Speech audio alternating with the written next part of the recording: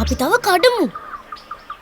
මේ වැවෙන් මල් කඩලා පොයට පන්සල් යන අයට විකුණලා තවත් අපි වගේම අය ජීවත් වෙනවනේ. ඉතින් අපි ඒ අයටත් ඉතුරු කරන්න ඕනේ.